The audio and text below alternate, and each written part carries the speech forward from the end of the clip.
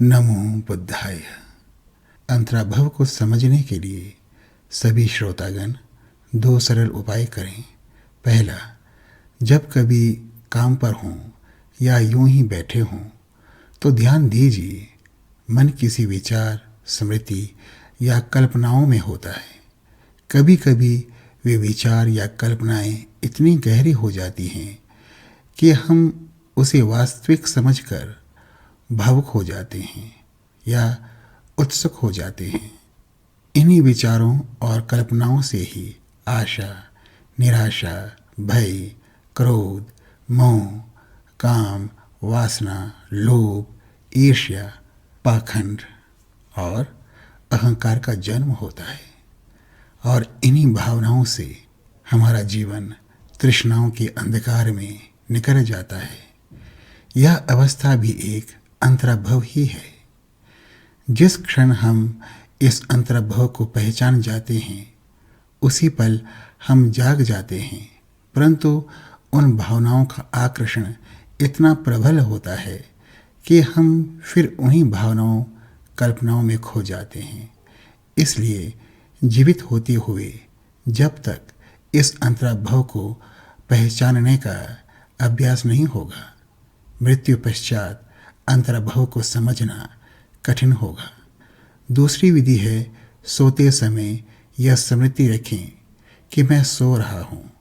यह इतना सरल नहीं है जितना सुनने में लगता है। लगातार अभ्यास से 3 महीने के बाद यह स्मृति स्थायी होने लगती है। फिर स्मृति बनाए रखें कि मैं सपने देख रहा हूँ। अगले 3 महीनों में यह स्मृति जीवंत होती है। लगातार इस अभ्यास से अंतराभव को समझना सरल होगा। उसी अवस्था में ही यह समझ आता है कि भावनाएं और स्वभाव शून्य हैं, नहीं तो ये एक औपचारिक शब्दावली ही है। प्रथम प्रभास्वर, जिसे भोट भाषा में हौसल कहा जाता है, को ना पहचानने पर दूसरे अंतराभव को पहचानने से मुक्ति मिलती है। यदि दूसरे अंतराभव से भी मुक्ति ना मिले तो तीसरा अंतराभव है। इस अंतराभव को कर्म, भ्रांति, आभास कहते हैं। उस समय धर्मता अंतराभव परिचय का निर्देश देना चाहिए।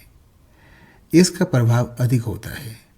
मृतक वहाँ अपने परिवार को रोते हुए, विलाप करते हुए देखता है। भोजन उसके लिए परोसा नहीं गया है, देखता है। अपने शरीर से वस्त्र उतरा हुआ देखता है। अपने बिस्तर को विकृत किया हुआ देखता है।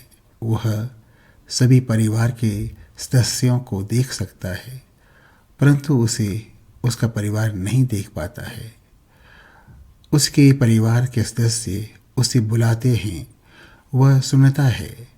वह भी अपने परिवार से बात करता है, परंतु वे सुन नहीं पाते।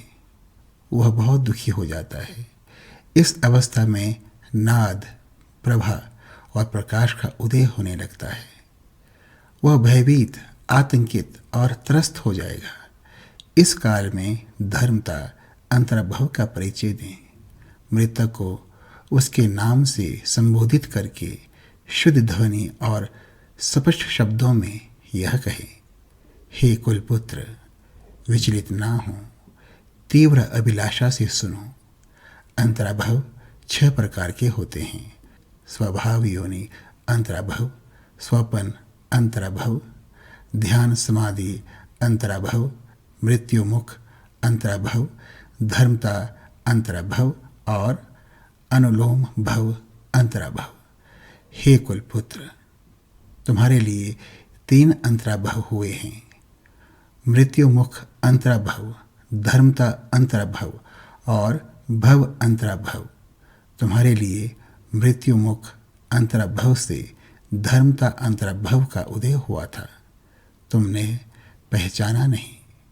तुम्हारे लिए अब धर्मता अंतराभव और भव अंतराभव ये दोनों होंगे। मैं तुम्हें पहचान देता हूँ। बिना विचलित हुए सुनो। पहचानो हे कुलपुत्र, अब मृत्यु आ गई है। इस संसार से तुम्हें जाना ही होगा। तुम अकेले तो नहीं हो जिसकी मृत्यु हुई है। सभी प्राणियों के साथ ऐसा ही होता है। अब इस संसार से मोह मत करो। मोह करके भी तुम्हारे वश में यहाँ बैठना संभव नहीं है। तुम इस संसार में नहीं आ सकोगे। कोई मोह आसक्ति ना करें। तीन दुर्लभ श्रेष्ठ का स्मरण करें हे कुलपुत्र। जब धर्म का अंतराभाव का उदय हो, भय आतंक का उदय हो, तो मेरे बताए वाक्यों को बिना भूले स्मरण करें। इससे तुम पहचान पाओगे। ओह, मुझे धर्म का अंतराभाव का उदय हो रहा है। इस समय भय आतंक और त्रास की प्रतीतियों का त्याग हो। ये सब प्रतीतियां स्व उदित हैं। इनसे पहचान हो। महासंकट के समय स्वप्रतीति शम रौद्र आवासों से भय ना हो। इन वाक्यों को स्पष्ट शब्दों में कहें और मृतक से कहें कि इन वाक्यों को बिना भूले स्मरण करते हुए जाएं। जब भय आतंक जैसी प्रतीति होगी, उस स्व आवास को निश्चित रूप से पहचान पाओगे। हे कुलपुत्र, तुम्हारे तन और मन के वियोग काल में शुद्ध निर्मल प्रकाश का उदय और एक तीक्ष्ण प्रकाश में मरुस्थल की मरीचिका में जैसे आग की लपटों का उदय होगा। उनसे भयभीत ना हो, आतंकित ना हो और त्रस्त ना हो। वो तुम्हारे स्वभाव का ही आभास है। पहचान ले। उस प्रकाश, उस आवास के अंदर हजारों आकाशीय बिजलियों की गर्जनाएं सुनाई देंगी।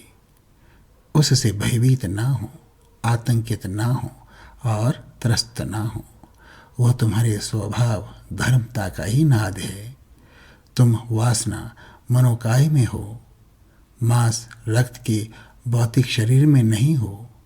नाद, प्रभा और प्रकाश, ये तीनों तुम पर आएंगे, परंतु कोई हानि नहीं होगी। तुम्हारी अब मृत्यु नहीं होगी। इन आभासों की जानकारी तुम्हें अब पर्याप्त है। यह अंतराभाव है। पहचान ले हे कुलपुत्र। अपने स्वभावों से परिचित ना हो और इन निर्देशों से भी पहचान ना हो तो इस प्रभा से भय होगा, नाद से त्रास होगा और प्रकाश से आतंक होगा। इन निर्देशों को भी ना जाने तो प्रभा, नाद और प्रकाश से भटकते हुए रहोगे। यहाँ ध्यान दें, बौद्ध धर्म में स्वर्ग और नरक नहीं होते। मृत्यु के बाद जो भी सुखद और दुखद अनुभव होते हैं, वे सब मन के ही भ्रम हैं। बौद्ध सूत्रों और तंत्रों में कुलपुत्र या कुलपुत्री का संबोधन होता है। इसका कारण यह है कि अन्य संप्रदायों में जाति और गोत्र के अनुसार संबोधन किए जाते थे। बुद्ध ने इस सामाजिक विकार को समाप्त कर कुलपुत्र या कुलपुत्री संबोधन रखा, जिसका अर्थ है जो भी व्यक्ति बुद्ध के संग में है वे एक ही बुद्ध कुल के हैं। उनकी कोई जाति या गोत्र नहीं। आज इतना ही। भवतु सर्वमंगलम।